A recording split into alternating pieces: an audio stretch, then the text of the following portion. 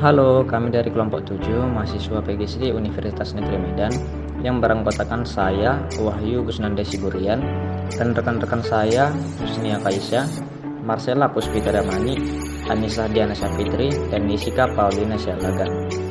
Adanya video ini adalah sebagai produk kami membuat video pembelajaran sebagaimana kami gagas dari masalah pembelajaran ilmu pengetahuan sosial yang ada di sekolah dasar. Nah, dalam pembelajaran IPS, anak-anak biasanya bosan saat dalam pembelajaran tersebut. Karena apa sih itu terjadi? Maka dari itu kami mendapatkan permasalahan dan video ini berjudul Pentingnya Penggunaan Teknologi dalam Pembelajaran IPS.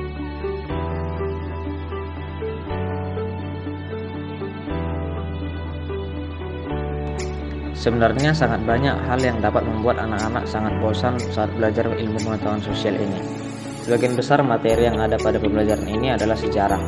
Terkadang anak tidak suka jika berbicara tentang sejarah, tapi sebagian juga sangat suka dan sangat mencari-cari tahu apa itu sejarah.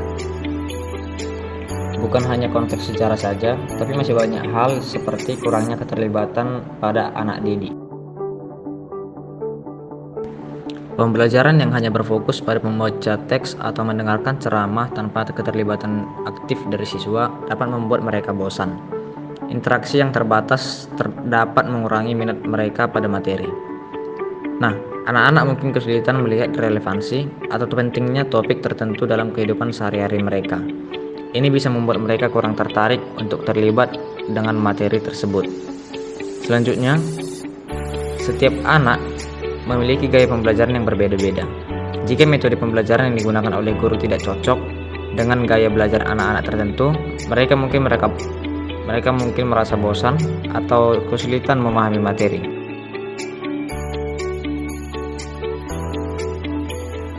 Jadi, apa sih pentingnya penggunaan teknologi dalam pembelajaran IPS? Penggunaan teknologi dalam pembelajaran IPS sangatlah penting di era digital ini. Penggunaan teknologi dalam pembelajaran IPS atau ilmu pengetahuan sosial memiliki beberapa manfaat penting, yaitu yang pertama, aksesibilitas informasi. Teknologi memungkinkan akses mudah terhadap berbagai sumber informasi seperti internet, database digital, dan perangkat lunak pembelajaran. Ini memungkinkan siswa untuk mengakses informasi aktual, beragam, dan terkini tentang topik-topik IPS. Yang kedua, interaktif dan berpartisipasi. Berbagai aplikasi dan platform teknologi memungkinkan pembelajaran interaktif dan berpartisipasi. Yang ketiga, visualisasi konsep abstrak. Konsep-konsep IPS seringkali abstrak dan sulit dipahami. Penggunaan teknologi memungkinkan pembuatan grafik, diagram, dan visualisasi lainnya yang membantu siswa memahami konsep-konsep tersebut dengan lebih baik. Yang keempat, kolaborasi global. Teknologi memungkinkan kolaborasi antara siswa dari berbagai belahan dunia. Ini memungkinkan pertukaran budaya, perspektif, dan pemahaman tentang isu-isu global yang relevan dengan mata pelajaran IPS. Yang kelima, ada pengembangan keterampilan digital. Mereka belajar menggunakan berbagai alat dan platform digital, serta memahami etika dan tanggung jawab dalam penggunaan teknologi.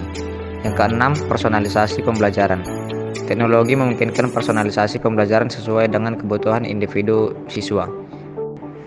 Yang ketujuh, meningkatkan keterlibatan siswa. Penggunaan teknologi dalam pembelajaran IPS seringkali membuat pembelajaran lebih menarik dan menantang bagi siswa. Berbagai alat dan aplikasi yang interaktif dapat meningkatkan keterlibatan siswa dalam proses pembelajaran. Yang terakhir, ada penghematan waktu dan biaya. Penggunaan teknologi juga dapat menghemat waktu dan biaya dalam penyediaan materi pembelajaran IPS. Misalnya penggunaan buku teks digital dan sumber daya online dapat mengurangi biaya cetak dan distribusi fisik.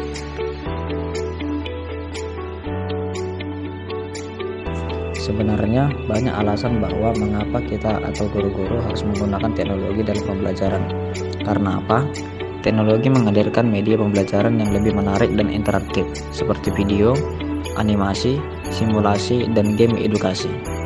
Hal ini dapat membantu siswa dengan belajar lebih antusias dan tidak mudah bosan. Siswa juga dapat belajar secara mandiri dengan menggunakan berbagai sumber belajar online yang tersedia. Penggunaan teknologi dalam pembelajaran IPS harus dilakukan dengan bijak dan terencana. Guru perlu memastikan bahwa teknologi digunakan untuk mendukung tujuan pembelajaran dan tidak hanya sebagai hiburan. Penting juga untuk dipertimbangkan kesiapan infrastruktur dan kemampuan siswa dalam menggunakan teknologi. Dengan perencanaan dan pelaksanaan yang tepat, penggunaan teknologi dapat membantu meningkatkan kualitas pembelajaran IPS dan mempersiapkan siswa untuk masa depan. Dengan demikian, penggunaan teknologi dalam pembelajaran IPS tidak hanya meningkatkan efisiensi dan efektivitas pembelajaran, tetapi juga membuka peluang baru untuk eksplorasi, kolaborasi, dan pengembangan keterampilan bagi siswa. Hanya ini yang dapat kami sajikan. Terima kasih.